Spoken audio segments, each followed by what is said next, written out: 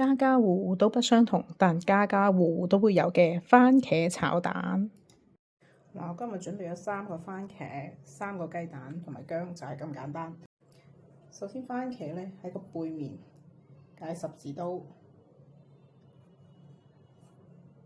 就係咁樣，3個都解十字刀。咁樣呢，佢個皮呢就會比較容易去啊。去咗皮呢，佢嗰啲番茄嗰啲沙呢先容易起啊，先更加好食嘅。咁當然亦都可以唔去啊，睇個人口味呢啲。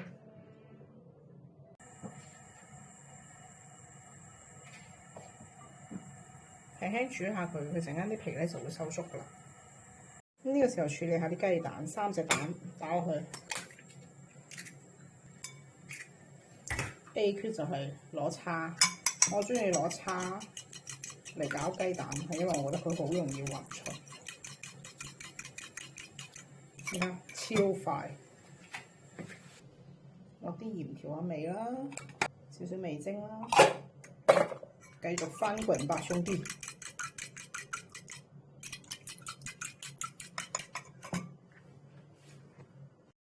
呢個時候呢，我哋見到番茄個皮呢就已經開始爆開，見唔見到啊？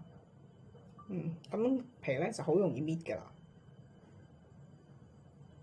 你睇下，全部都開晒啦，咁我哋就可以拎佢出嚟加工。番茄呢攤凍咗之後就咁，個皮直接就可以搣出嚟㗎啦，好簡單。點樣切呢？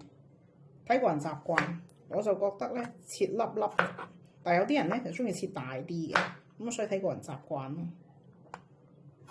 你中意食番茄咁咪你留啲肉多啲咯，中意食番茄汁嘅咁咪留番茄少啲咯，就咁簡單。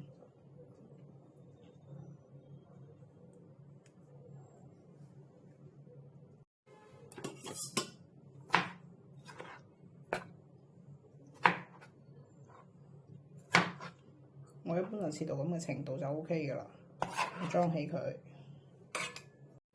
需要提醒一下呢，就係中間呢一度呢，切咗佢，唔要嘅呢個位，就咁佢就會掹咗出嚟㗎啦。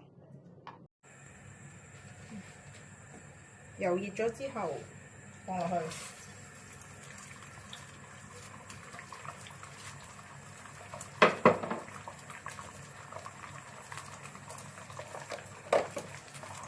蛋未溶之前呢，落少少糖喺度，少少，因為啲蛋入邊有啲味嘅。推開佢，等佢流落嚟。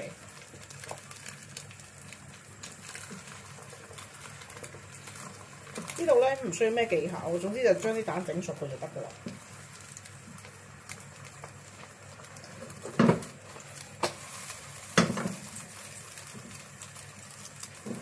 好，跟住解開佢，跟住呢，呢個呢一定要老身啲，將佢壓一壓翻出嚟，咁樣陣間會好味好多。壓一壓佢。OK， 都熟咗之後呢，就將佢分起備用。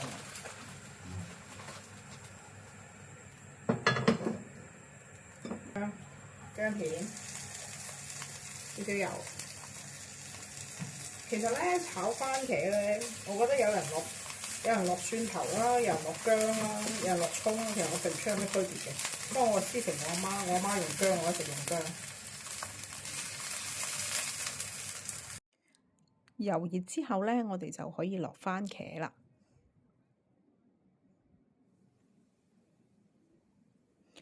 就咁煎一煎佢啦，壓一壓佢，等嗰啲番茄汁可以出嚟。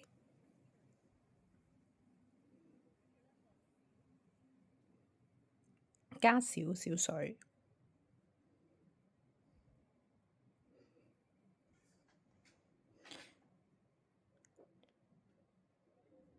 咁呢個時候呢，就將個火調到最細，等佢慢慢咁煸出嗰啲番茄汁出嚟，冚蓋。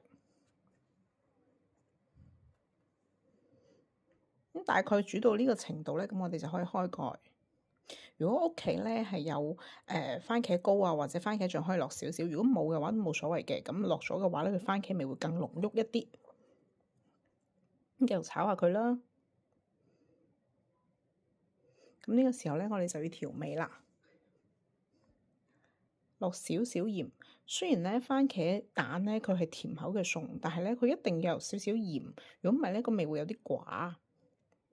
咁糖咧一定係要落相對多啲嘅。咁我覺得煮餸咧可以自己去試下，如果你想甜啲嘅，咁咪落多啲咯。如果覺得太甜就加少水咁樣咯，慢慢就會調到鍾意自己嘅味道。一直炒到咁樣，基本上啲番茄都溶晒啦。最後就將我哋頭先準備嘅蛋放埋落去一齊炒。呢個餸可以話屬於每一個廣東人童年嘅味道。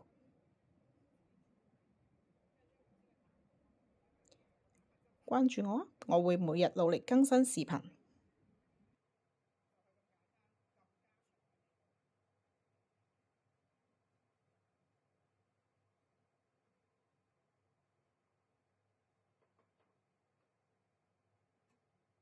今日分享番茄炒蛋，希望你哋都鍾意啦。